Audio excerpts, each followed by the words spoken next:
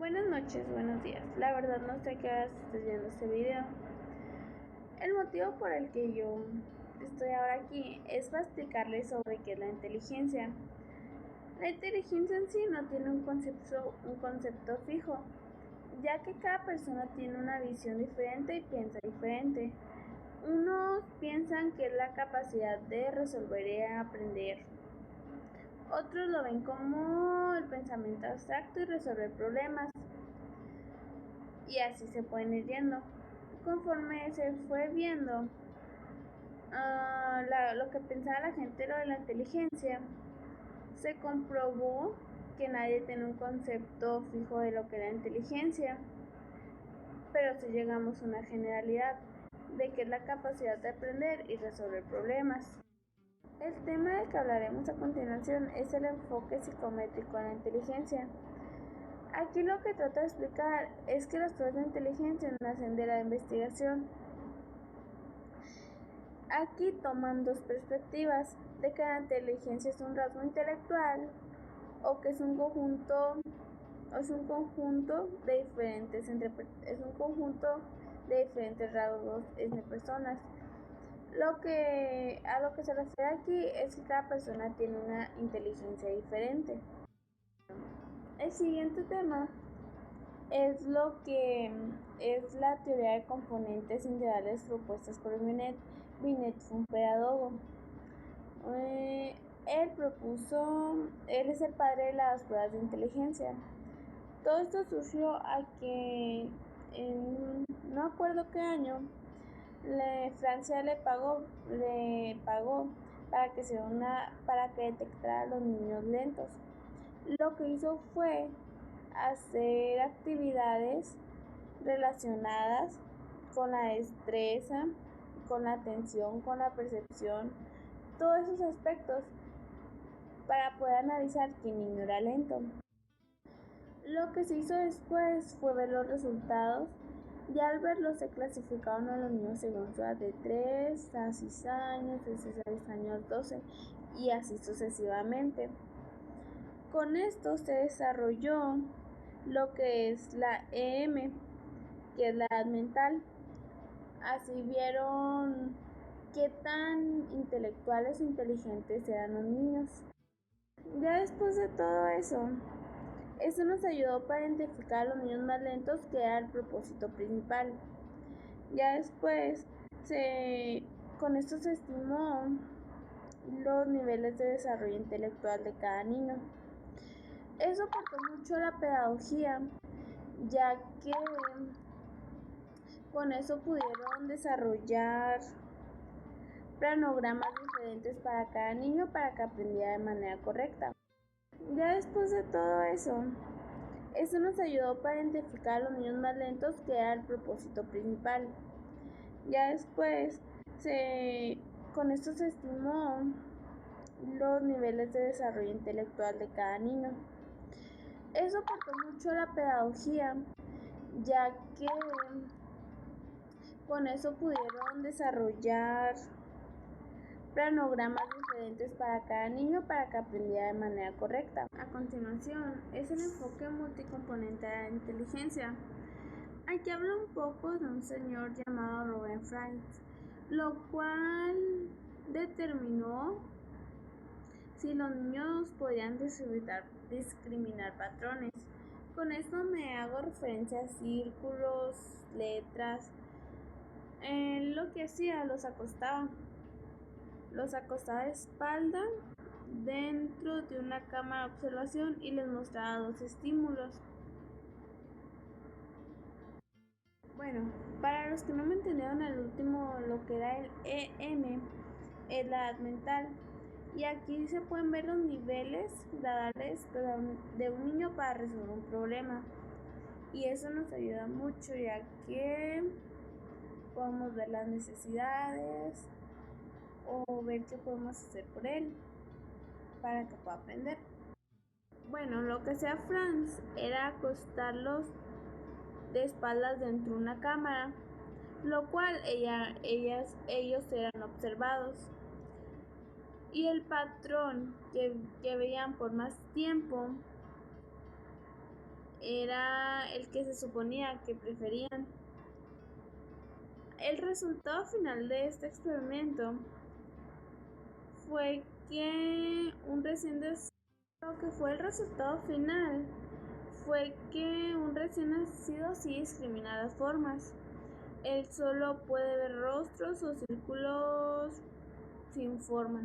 Esos eran los resultados finales que llegó él. Bueno, les hablaré un poco del método habituación. Para poder comprender este tema, tenemos que entender primero qué es la habituación.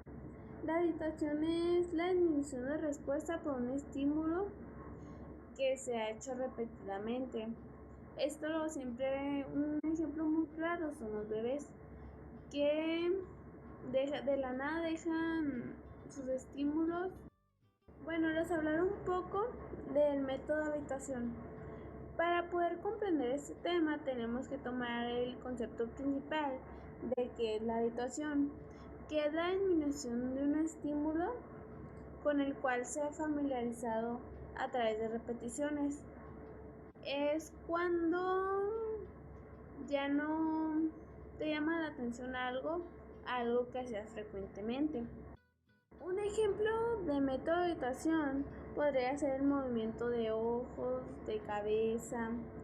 Hay muchos ejemplos para poder explicar esto. Un dato muy interesante es que el método de habituación es útil para evaluar las capacidades sensoriales y perceptuales de los bebés o de cualquier persona. Más que nada se presentan los niños, ya que ellos siempre se habitúan y se deshabitúan durante estímulos o cosas que suceden. Por ejemplo, los bebés reciben muchos tipos de estímulos, que serían los olores, los sabores, las texturas. Ellos siempre andan cambiando cada rato. Espero que hayan entendido un poco el tema y eso es todo mi parte. Bueno, espero que le hayan entendido muy bien el tema y eso es todo, gracias. ¿Cómo se mide la inteligencia? Existen muchas pruebas de inteligencia y cada una de ellas trataba de determinar cuáles alumnos eran de lento aprendizaje. Bennett y Simon prepararon una prueba la cual lograba ese objetivo y se caracterizaba del desarrollo intelectual con una sola puntuación. Después tenemos lo que son aquí dos pruebas de inteligencia. Una de ellas es la escala de inteligencia Stanford-Bennett y la otra es la escala Wechsler de inteligencia para niños. En ambas pruebas se compara el desempeño de los niños con normas de prueba para las personas de la misma edad. Se asignan coeficientes de inteligencia que se distribuyen normalmente con un promedio de 100. En las nuevas técnicas de inteligencia tenemos la batería de evaluación Kaufman para niños. Esta se basa en la teoría del procesamiento de información, se orienta más al contenido no verbal, pues mide sobre todo lo que llama la inteligencia fluida. Después tenemos la evaluación dinámica. Esta trata de determinar con qué eficacia el niño aprende nuevos contenidos cuando se le proporciona una nueva instrucción. En la evaluación de la inteligencia de un infante, para medir la inteligencia de un bebé, se usan las escalas Bayley de desarrollo infantil, que mide la escala motora. Esta se puede medir mediante reactivos asociados a acciones como gatear, sentarse, estar de pie, caminar y otras. Después tenemos la mental. Esta se mide el nivel actual del desarrollo cognitivo, del lenguaje, de personas. También influye la resolución de problemas y la memoria. Por último tenemos la evaluación de problemas. Estas son las conductas que el niño adquiere durante la administración de la prueba. Después, asignan puntuaciones de coeficiente del desarrollo, pero no son predicciones del coeficiente intelectual del niño. Los niños en ambiente familiar estable y estimulante muestran a menudo estabilidad en su coeficiente intelectual o un incremento con el tiempo. Los niños de familias pobres presentan a veces déficit acumulativo de su coeficiente intelectual.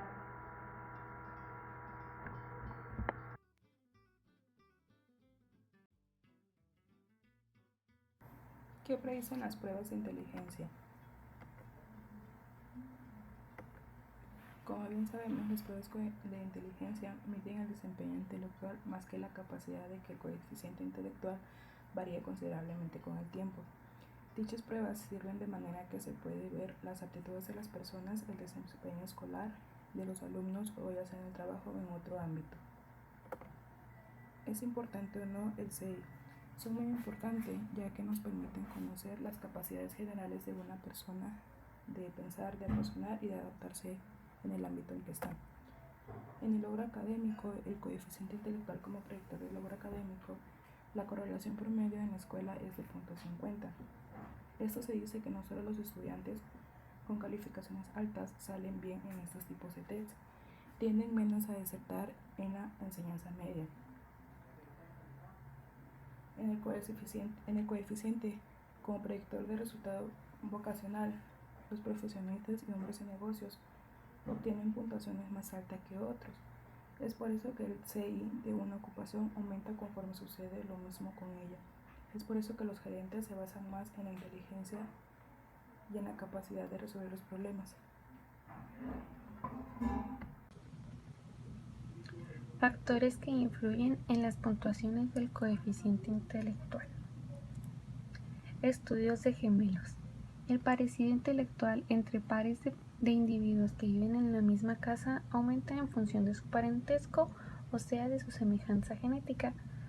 Como los hermanos que son idénticos heredan los mismos genes a comparación de sus hermanos no gemelos que comparten la mitad de los genes. Como se puede mostrar aquí, al lado izquierdo vemos los gemelos que son 100% iguales y al lado derecho hermanos no gemelos que son el 50% de genes iguales. Y abajo podemos ver el estudio de adopción que se muestra que en el mismo ambiente también se pueden tener algunos genes.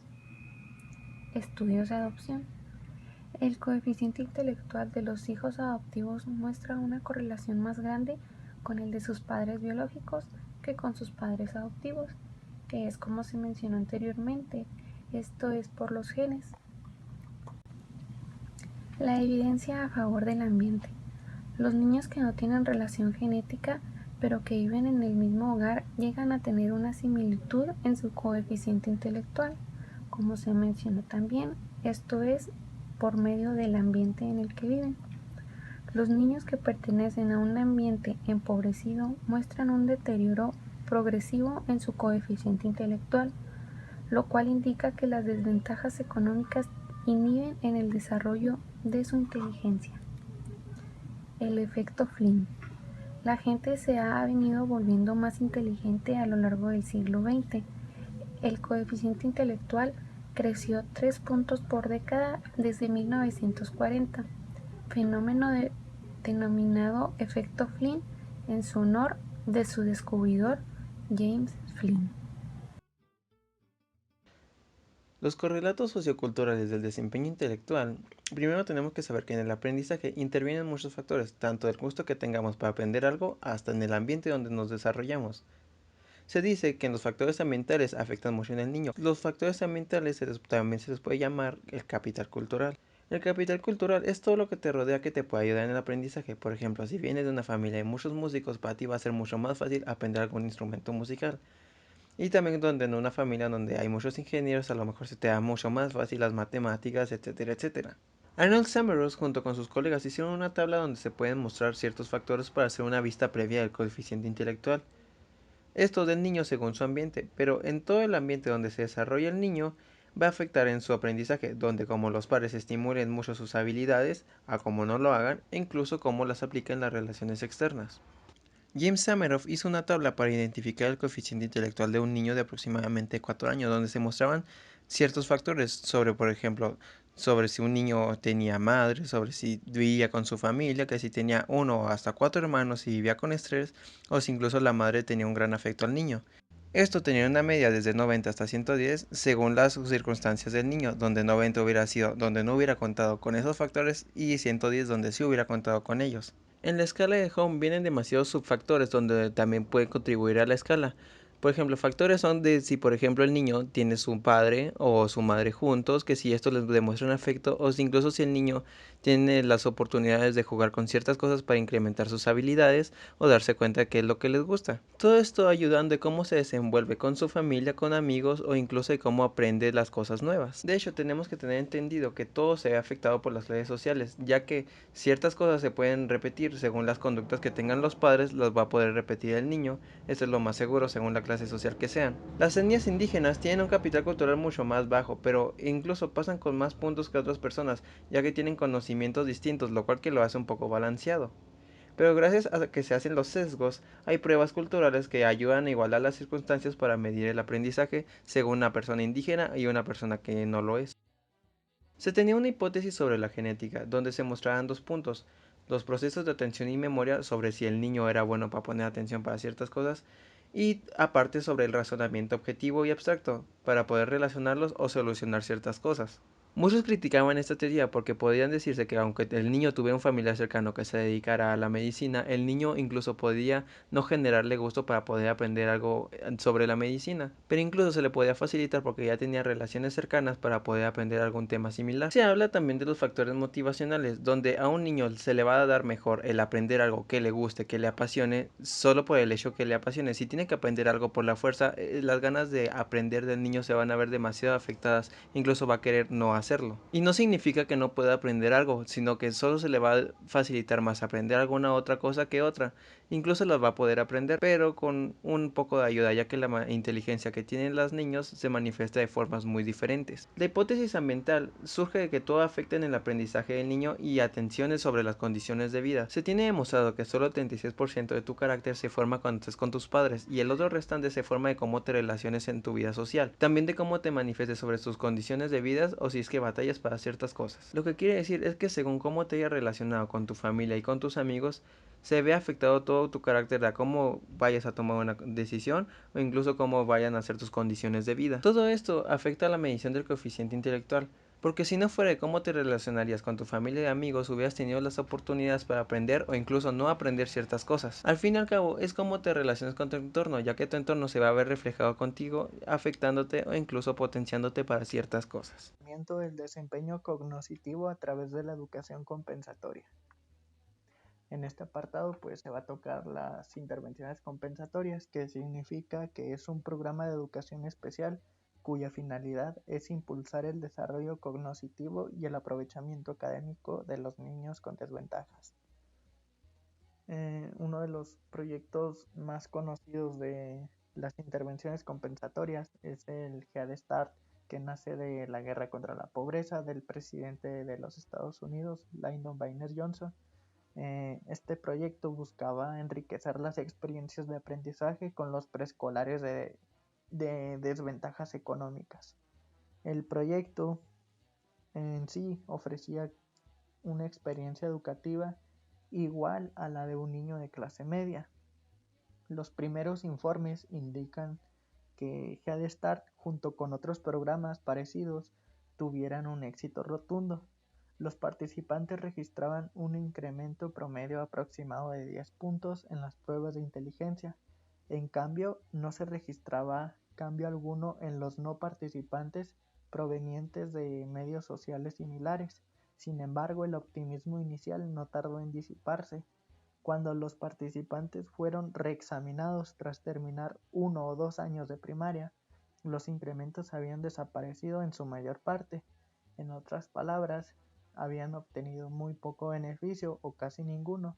Esto llevó a concluir que Arthur Jensen dijera que la educación compensatoria se había intentado y evidentemente había fracasado. Pero muchos psicólogos del desarrollo se negaron a aceptar esta conclusión, ya que ellos pensaban que era una falta de visión conceder falta de importancia a las puntuaciones como indicador.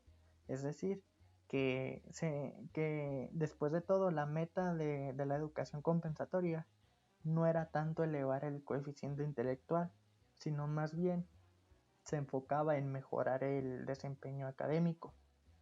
Esto llevó a que se denominara el seguimiento a largo plazo por Irving Lazar y Richard Darlington, que se refirieron así a los efectos a largo plazo de 11 programas de intervención universitaria de gran calidad, emprendidos durante la década de los 60. Los participantes eran preescolares con desventajas que procedían de varias áreas de Estados Unidos.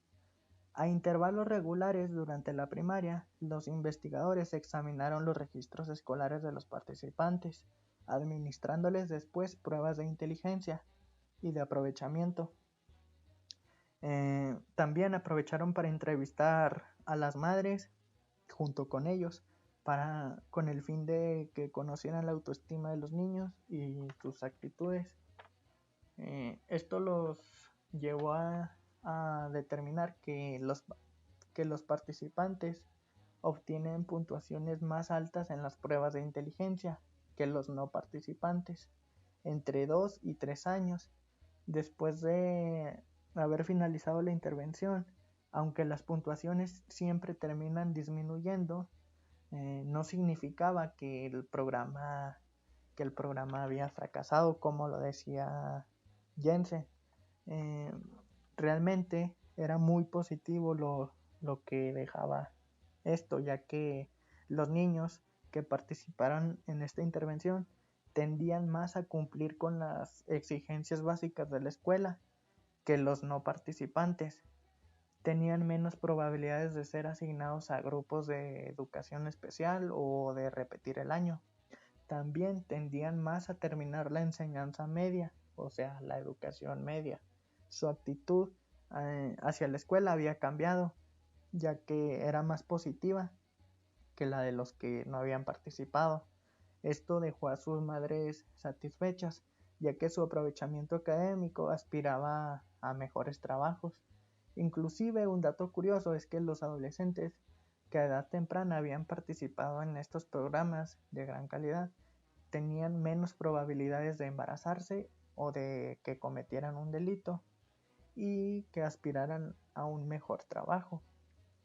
Comparar el efecto de los programas de intervención, nos damos cuenta que en los más eficaces casi siempre participan los padres de familia.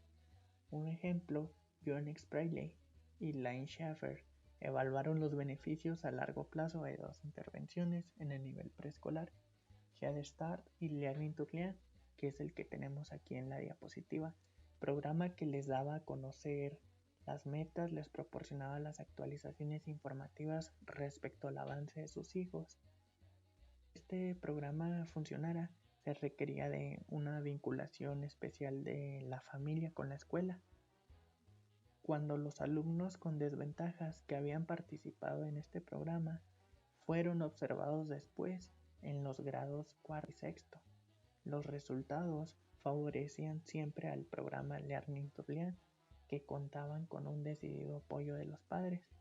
Aunque el coeficiente intelectual no siempre superaba el de quienes habían seguido el proyecto Head Start, sus calificaciones eran más altas en las materias básicas como lectura y eran menos probables a que reprobaran o que fueran asignados a educación especial. Es como vemos aquí como factor importante la importancia de los padres que hubo en este proyecto, que fue pilar para que se concretara con éxito. Entonces es como llegamos aquí a la importancia de la intervención temprana, que de hecho Learning to Learn se caracterizaba por ser de intervención temprana, y la intervención temprana lo que busca es causar un impacto en que dure varios años el incremento de coeficiente intelectual y el desempeño académico, cosa que el proyecto Head Start no lo logró, ya que cuando terminaban su intervención siempre disminuía el coeficiente intelectual o no conseguían casi nada beneficioso. Fue así como llegó el proyecto de Carolina Becederian, que es un programa sumamente ambicioso que resuelve ese problema. Para ello, los participantes fueron seleccionados entre familias corrían el riesgo de procrear hijos con un retardo ligero. El proyecto empezaba cuando los niños tenían apenas de 6 a 12 semanas de vida y se prolongaba durante los 5 años siguientes. La mitad de los niños de alto riesgo participaban en un programa especial de atención llamado Diurna, diseñado para impulsar el desarrollo intelectual. El programa era de tiempo completo, de 7:15 de la mañana a 5:15 de la tarde, los 5 días de la semana, durante 50 semanas al año. Esto hasta que el niño ingresara a la escuela. Los restantes niños del grupo de control recibían exactamente lo mismo: los suplementos dietéticos, servicios sociales, atención pediátrica que sus compañeros del grupo experimental, salvo que no asistían a atención diurna. Pues los resultados de este proyecto fueron sorprendentes, ya que se consiguió el objetivo, que era que perdurara ese efecto de coeficiente intelectual y desempeño académico. Los participantes en el programa empezaron a superar a los miembros del grupo de control en las pruebas de inteligencia a partir de los 18 meses de edad y conservando la ventaja hasta los 15 años.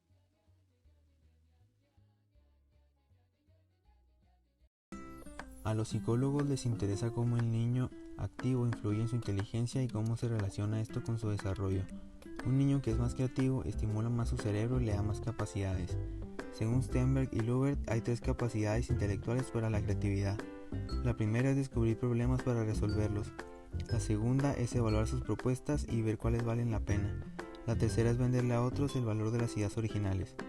Esto nos dice que las ideas se transforman en logros creativos, pero si no sabes evaluarlo, difícilmente vas a darles valor. Investigaciones indican que las variables de la personalidad que van más asociadas a la creatividad tienden a ser más perseverantes ante la incertidumbre.